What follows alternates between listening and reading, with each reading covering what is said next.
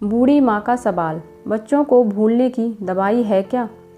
मेरी दवा की दुकान थी और उस दिन दुकान पर भीड़ काफ़ी थी। मैं ग्राहकों को दवाई दे रहा था।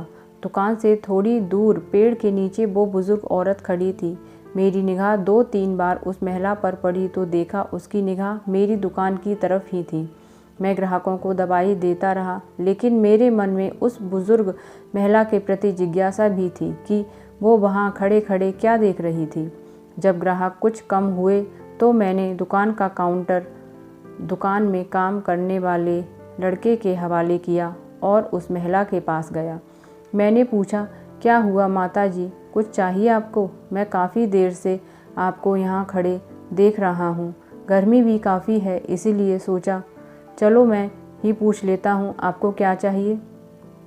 बुजुर्ग महिला इस सवाल पर कुछ सकपका सी गई, फिर हिम्मत जुटाकर उससे पूछा, बेटा काफ़ी दिन हो गए, मेरे 2 बेटे हैं, दोनों दूसरे शहर में रहते हैं।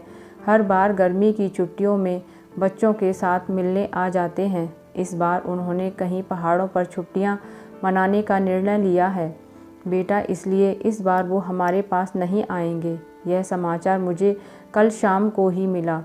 कल सारी रात ये बात सोच सोच कर परेशान रही, 1 मिनट भी सो नहीं सकी। आज सोचा था तुम्हारी दुकान से दवाई लूँगी, लेकिन दुकान पर भीड़ देखकर यही खड़ी हो गई। सोचा जब कोई नहीं होगा तब तुमसे दवा पूछूंगी। हाँ हाँ बताइए ना माँ जी, कौन सी दवाई चाहिए आपको? अभी लाकर देता हूँ, आप बताइए। बेटा कोई बच्चों को भूलने की दवाई है क्या? अगर है तो ला दे बेटा, मालिक तुम्हारा भला करेगा। इससे आगे के शब्द सुनने की मेरी हिम्मत ही ना थी। मेरे कान सुन्न हो चुके थे। मैं उसकी बातों का बिना कुछ जवाब दिए चुपचाप दुकान की तरफ लौट आया, क्योंकि उस बुजुर्ग महिला की दवा उसके बेटों के पास थी, जो शायद विश्व के किसी मेडिकल स्टोर पर नहीं मिलेगी। अब मैं काउंटर के पीछे खड़ा था। मन में विचारों की आंधी चल रही थी, लेकिन मैं उस पेड़ के नीचे खड़ी उस माँ से नज़रें भी नहीं मिला पा रहा था।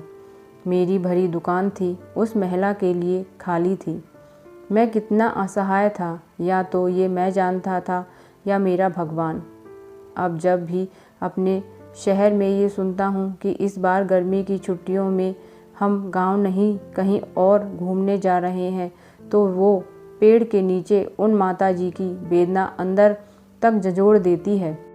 यह कहानी जो संसार में माँ के प्रेम की वेदना का एहसास करा रही है।